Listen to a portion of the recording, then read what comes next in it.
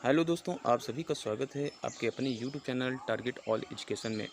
दोस्तों, इस वीडियो में हम कबीर दाजी द्वारा रचित साखी के पदों के हिंदी भावार्थ की व्याख्या करेंगे। तो चलिए दोस्तों, शुरू करते हैं।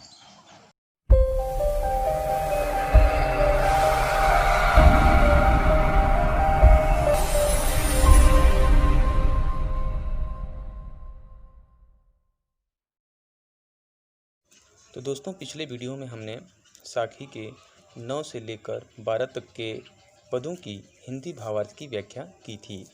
इस वीडियो में दोस्तों हम साखी के 13 से लेकर 15 तक के पदों के हिंदी भावार्थ की व्याख्या करेंगे। दोस्तों, अगर आपने हमारे उस पिछले वीडियो को नहीं देखा है तो आप अभी आई बटन पर क्लिक करके उस वीडियो को देख सकते हैं। तो चलिए दोस्तों, शुरू करते हैं। साखी के इस पद में कबीरदास जी कहते हैं कि मनुष्य योनि पाकर भी यदि समय रहते ईश्वर स्मरण नहीं किया गया तो हमारा जीवन व्यर्थ है। आइए हम इस चीज़ को इस दोहे के माध्यम से जानते हैं। यही अवसरी चेत्या नहीं, पशु जीव पाली दे। यही अवसरी चेत्या नहीं, पशु जीव पाली दे। राम नाम जंड्या नहीं, अंति पड़ी मुख खेह रे कबीरा, अंति पड़ी मुख खेह। अब यहाँ पर कबीरदास जी कहते हैं कि यही अवसर चेत्या नहीं, पशु जीव पाली देह। यहाँ पर यही अवसरी का जो अर्थ है वह इस अवसर की बात से लगाया जाएगा, अर्थात जो मनुष्य योनि में जन्म हुआ है उस अवसर की बात यहाँ पर कबीरदास जी कह रहे हैं। और यहाँ पर जो चेत्या का अर्थ है अर्थात चेता, अर्थात जो है ध्यान देना।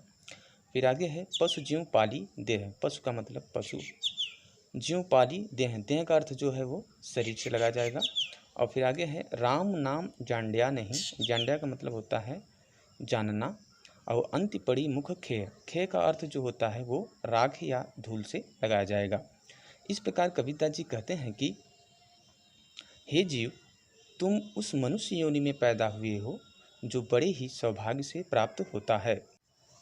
इतना सुंदर अवसर पाकर भी तुम सजग नहीं हो और राम नाम का स्मरण नहीं करते। फिर आगे है पशु ज्यों पाली देह, अर्थात केवल पशु की तरह अपने शरीर का पालन पोषण कर रहे हो।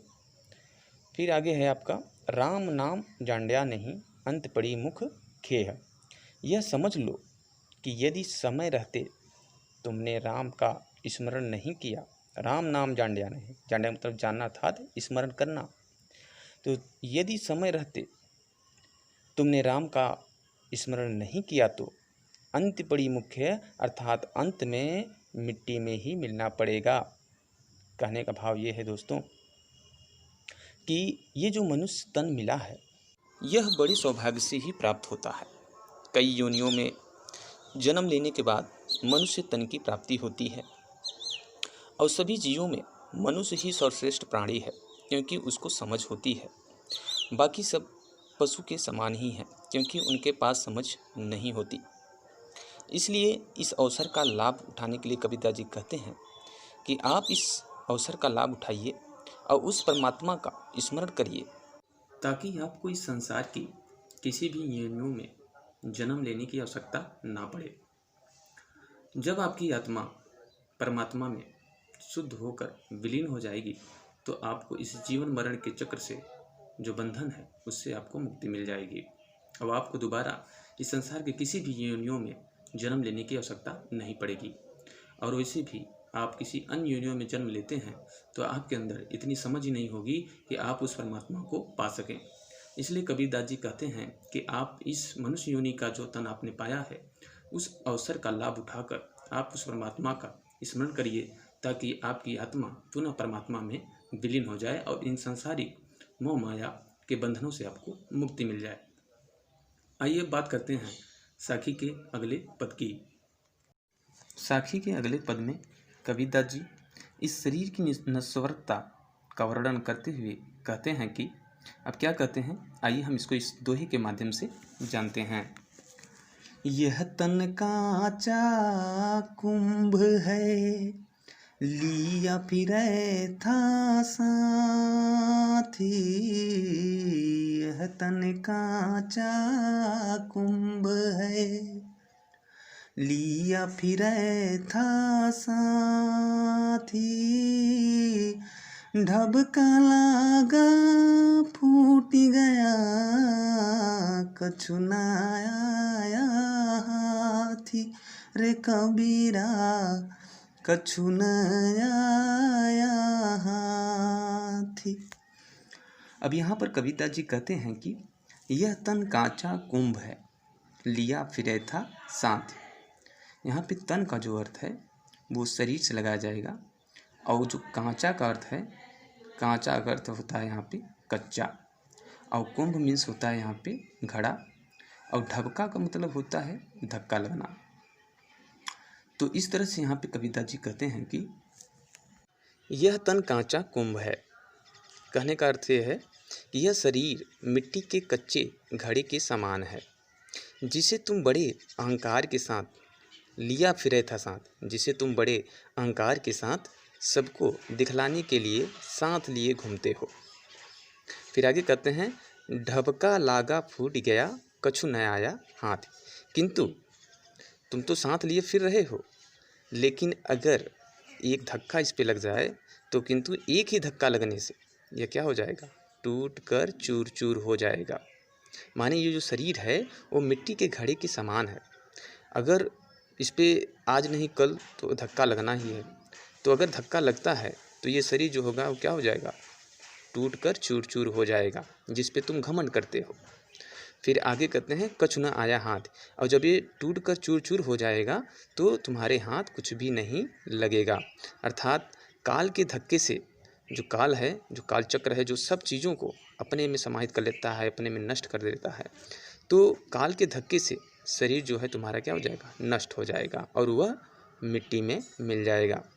तो कहने का भाव ये है दोस्तों यहाँ पे कि ये जो शरीर हमको प्राप्त हुआ है, हमें इसकी सुंदरता या फिर हमें अपने शरीर पर किसी भी प्रकार का घमंड नहीं करना चाहिए, क्योंकि शरीर जो है एक न एक दिन काल के मुख में समा जाएगा और आपकी मृत्यु होगी, तो आपके ऊपर भी वही जो है मिट्टी डाली जाएगी और आप फिर से जो है उसी मिट्टी में विलीन हो जाएंगे।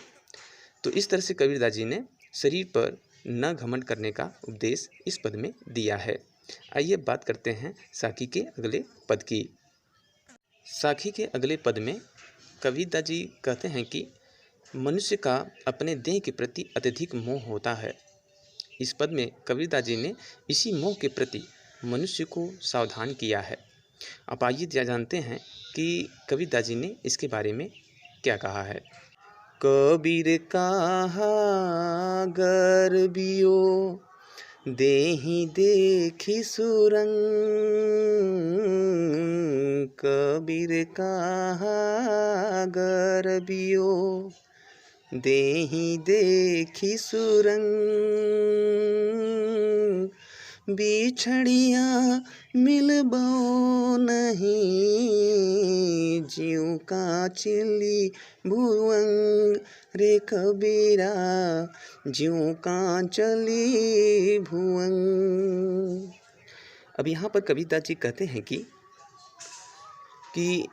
कबीर कहा गर्बियो।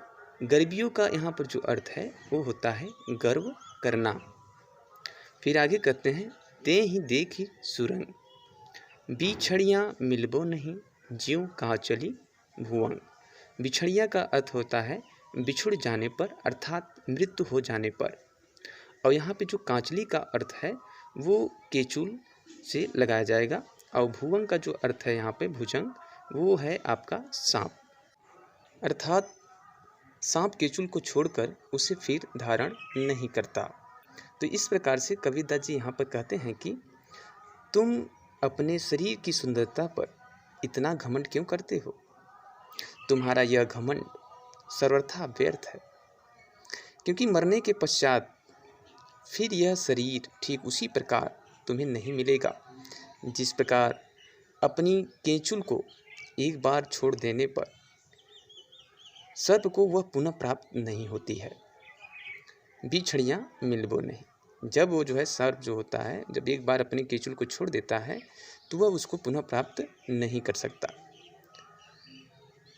वह उसके लिए निरर्थक हो जाती है, माने उसका कोई उसके लिए महत्व नहीं रहता। इसी प्रकार कबीरदास जी यहाँ पे कहते हैं कि जो हमारा शरीर है वो सांप की केंचुल के भांति समान है।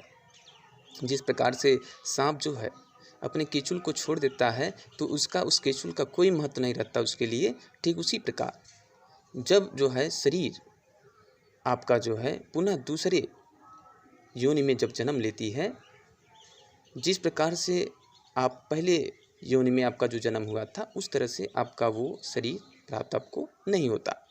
इसलिए इस शरीर की सुंदरता या इसी शरीर पर किसी भी प्रकार का हमको गर्व, अभिमान या घमंड नहीं करना चाहिए।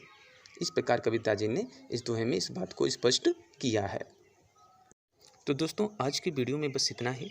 उम्मीद करते हैं ये वीडियो आपको पसंद आया होगा और आपको कुछ नया सीखने को ज़रूर मिला होगा। तो दोस्तों अगर आपको ये वीडियो पसंद आया हो तो इसे लाइक करें, अपने दोस्तों के साथ शेयर करें और अगर आप हमारे इस चैनल पर पहली बार विजिट कर रहे हैं तो हमारे चैनल को सब्सक्राइब करें और बेल आइकन को ज़रूर प्रेस करें ताकि हमारे द्वारा अपलोड किए हुए लेटेस्ट वीडियो के नोटिफिकेशन आपको सबसे पहले मिल सके। तो चलिए दोस्तों मिलते हैं नेक्स्ट वीडियो में इसके अगले पार्ट के साथ। तब तक के लिए आप सभी लोग स्वस्थ रहें, मस्त रहें और व्यस्त रहें, इसी उम्मीद के साथ आपसे फिर से होगी मुलाकात। तब तक के लिए दीजिए इजाज़त। Bye bye, take care and जय हिंद।